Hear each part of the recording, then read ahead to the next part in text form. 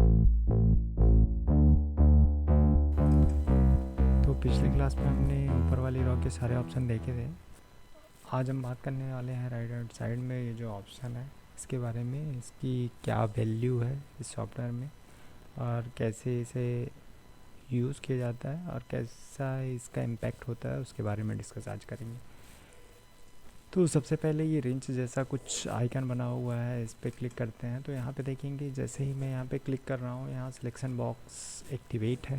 यहाँ पे मैंने सिलेक्शन लेके रखा हुआ है, सिलेक्शन बॉक्स ही लेके रखा हुआ है। तो यहाँ पे सिलेक्शन से रिलेटेड जो भी और सेटिंग्स होते हैं वो यहाँ पे अभी शो हो रही हैं। और जैसे ही मैं अभी कर्सर पे आऊँगा तो कर्सर से रिलेटेड यहाँ पे जो भी सेटिंग वगैरह होगा वो यहाँ पे दिखने लगेगा। अभी मूव टूल से रिलेटेड है तो मूव टूल से रिलेटेड सेटिंग्स यहाँ पे दिखेंगी।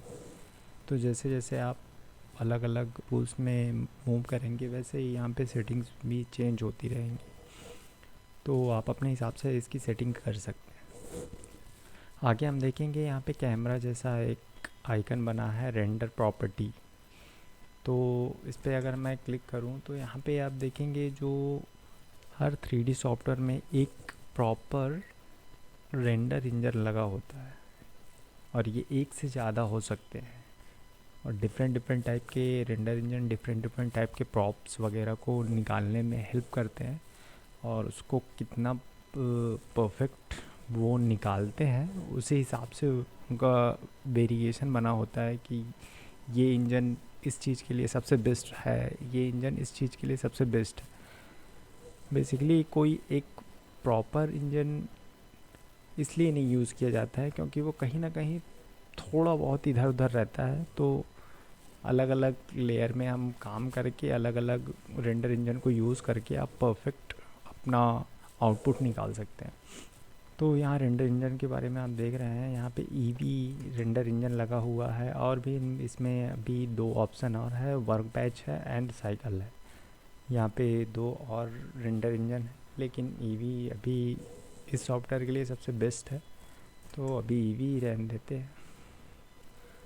उसके बाद यहाँ पे सैम्पलिंग से रिलेटेड सारे ऑप्शन यहाँ पे आपको मिलेंगे, डेप्थ ऑफ फील्ड मिलेगा, सारे जो भी ऑप्शन होते हैं आपके रेंडर से रिलेटेड वो सारे ऑप्शन यहाँ पे आपको मिल जाएंगे। तो उसके बाद हम बात करेंगे नेक्स्ट ऑप्शन के बारे में, आउटपुट प्रॉपर्टी। ये प्रिंटर जैसा कुछ दिख रहा है, इसमें अगर मैं क्लिक करूँ तो ये जो आपका रेंडर इंजन से निकलने वाला जो आउटपुट है तो वो आउटपुट कैसा होगा, उसका रेजोल्यूशन क्या होगा, एक्सपेक्ट रेशियो क्या होगा, फ्रेम रेट क्या होगा, स्टार्ट फ्रेम एंड फ्रेम क्या होगा, तो वो सारे ऑप्शन आपको यहाँ पे मिल जाएंगे।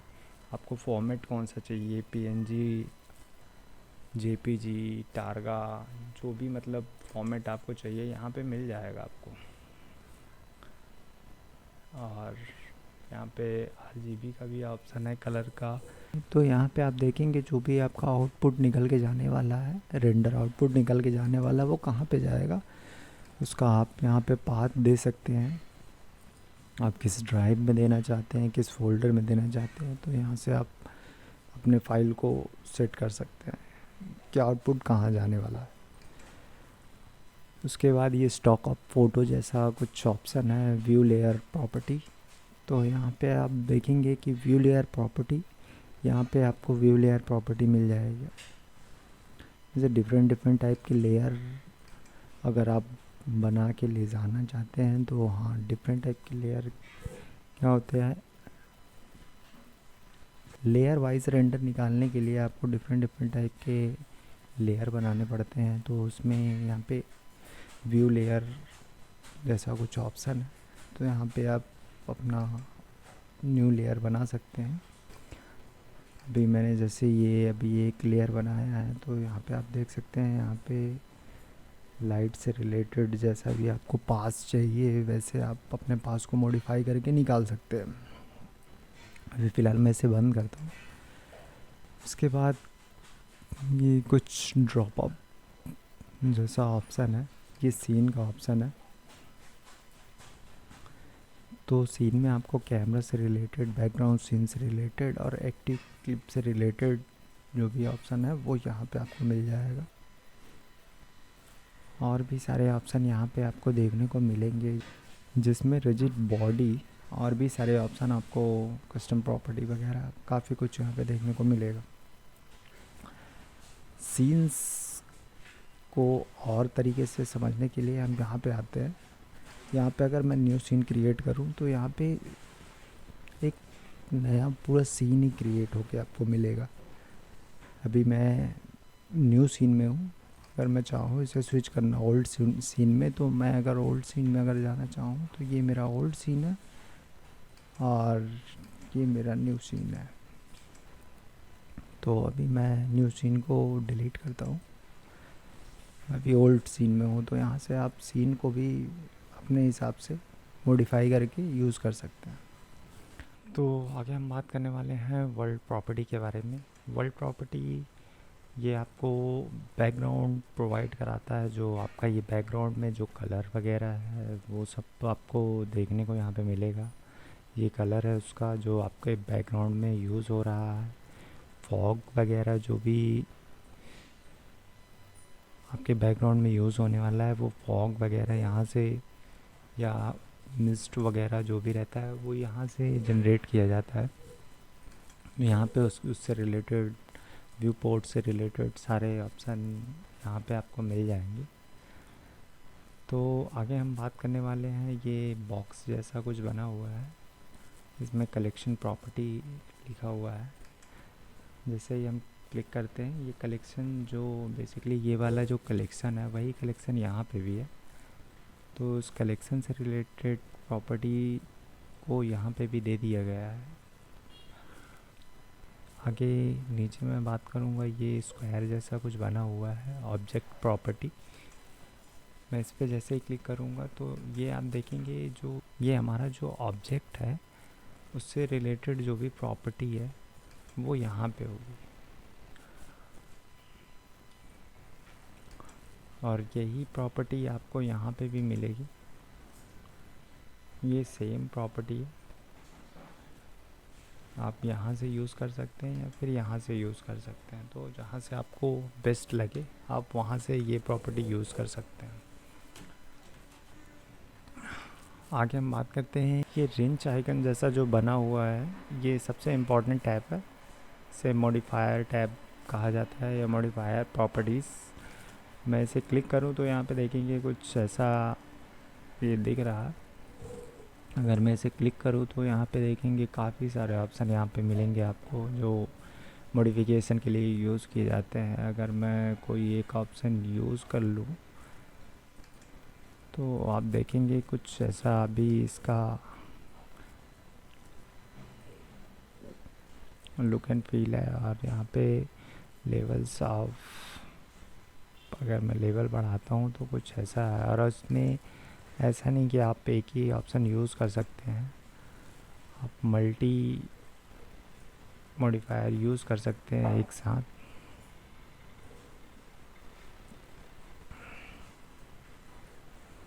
तो इसका कुछ ऐसा लुक एंड फील है।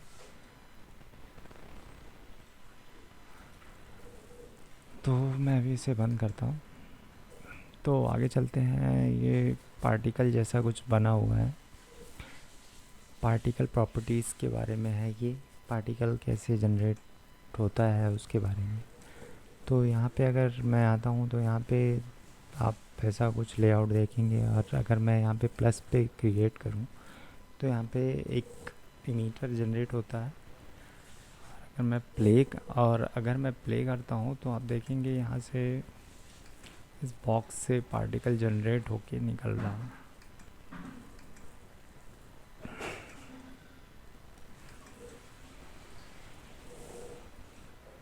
तो ऐसा कुछ इसका लुक एंड फील है।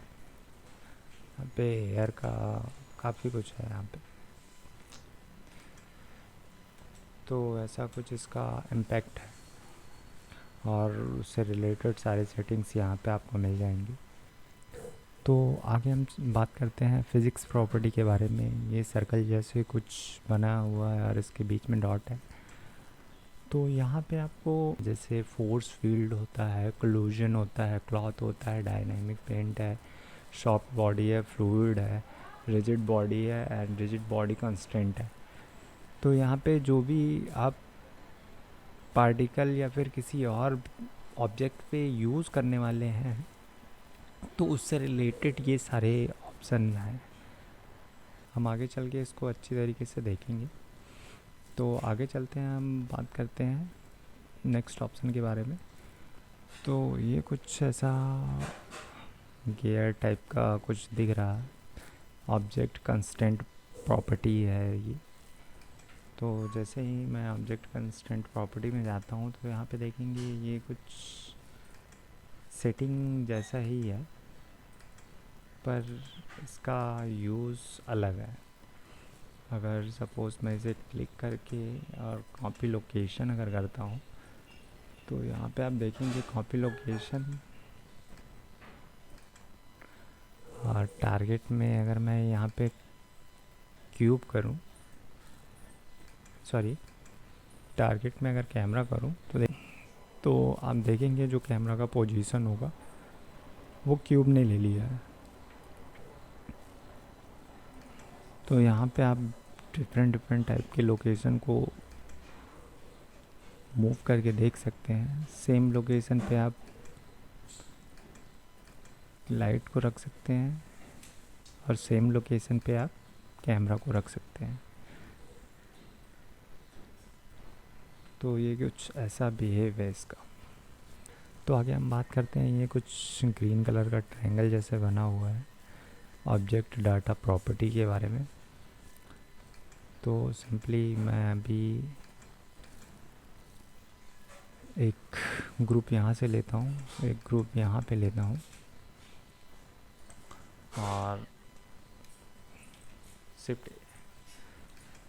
शिफ्ट ए करके मैं एक स्पेयर ले रहा हूँ।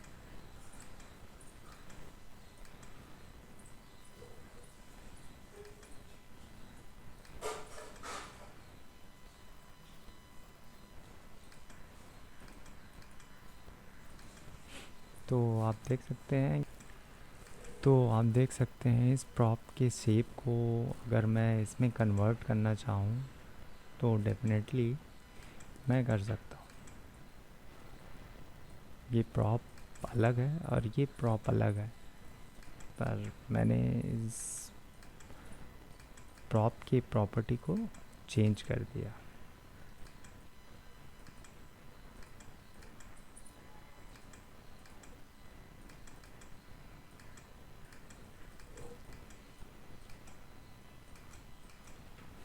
तो इसका कुछ ऐसा बिहेवियर है। आगे हम बात करते हैं नेक्स्ट ऑप्शन के बारे में, मटेरियल प्रॉपर्टी के बारे में।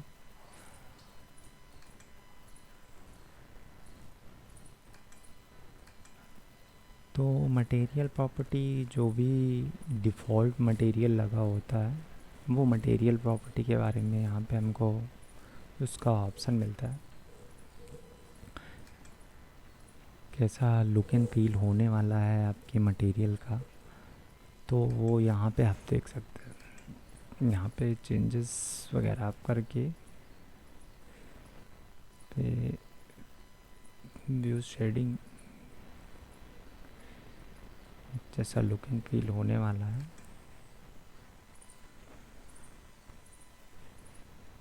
तो यहाँ पे आपको वो देखने को मिल जाएगा।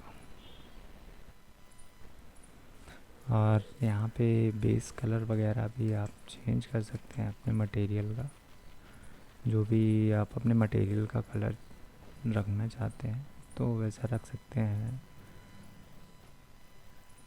सब सरफेस कलर वगैरह जो भी आप चेंज करना चाहें वैसे ही आप चेंज कर सकते हैं। इसमें काफ़ी सारे ऑप्शन आपको देखने को मिल जाएंगे। तो जैसा भी आप कलर रखना चाहें आप अपने हिसाब से वो कलर यूज़ करके देख सकते हैं। ये कुछ ऐसा इसका बिहेवियर है। उसके आगे हम बात करते हैं टेक्सचर प्रॉपर्टी के बारे में। तो जो भी आपका टेक्सचर होगा, और आप जैसा कि जानते हैं टेक्सचर एक प्रॉपर अलग सेक्टर है जिसमें आप टेक्सचरिंग वगैरह यूज़ करते हैं। तो जैसा भी आपको टेक्सचर चाहिए या फिर उसमें कुछ नॉइज़ वगैरह जो भी ऐड करना रहता है वो यहाँ से आप ऐड कर सकते हैं। तो ये था कुछ एग्ज़ाम्पल। तो जैसे मैं लाइट को क्लिक करता हूँ तो यहाँ पे देखेंगे एक ऑब्जेक्ट डाटा प्रॉपर्टी करके ऑप्शन खुलेगा। तो यहाँ पे लाइट से रिलेटेड सारी प्रॉपर्टी यहाँ पे आपको मिलेगी, point light, sunlight, spot light and area light. जैसे ही आप ऑप्शन पे स्विच होंगे वैसे ही आपका लाइट चेंज हो जाएगा और वो डिफरेंट डिफरेंट टाइप के लाइट्स में कन्वर्ट हो सकता है। और यहाँ पे आपको उससे रिलेटेड सारी प्रॉपर्टी मिलेगी, कलर का, लाइट का कलर क्या होगा, पावर क्या होगा, डिफ्यूज़ क्या होगा, स्पेकुलर क्या होगा, वॉल्यूम क्या होगा, यहाँ पे सारे ऑप्शन आपको मिलेंगे। ऑफ कोर्स यहाँ पे शैडो भी मिलेगा। तो ये लाइट के बारे में था। और यहाँ पे जैसे ही मैं कैमरे के ऊपर क्लिक करूँगा तो यहाँ पे कैमरे से रिलेटेड ऑब्जेक्ट डाटा प्रॉपर्टी, यहाँ पे कैमरा से रिलेटेड सारे ऑप्शन आपको मिल जाएंगे। तो यहाँ पे आपको कैमरे से रिलेटेड जो भी प्रॉपर्टी होगी, फोकस लेंस वगैरह, जो भी यहाँ पे कैमरे से रिलेटेड जो भी ऑप्शन होते हैं वो सारे आपको यहाँ पे मिल जाएंगे। तो ये कुछ इन्फॉर्मेशन था राइट हैंड कॉर्नर पे जो ऑप्शन आते हैं उसके बारे में। आई होप एक बार आप इसे अच्छी तरीके से देख लेंगे। तो मिलते हैं अगली क्लास में।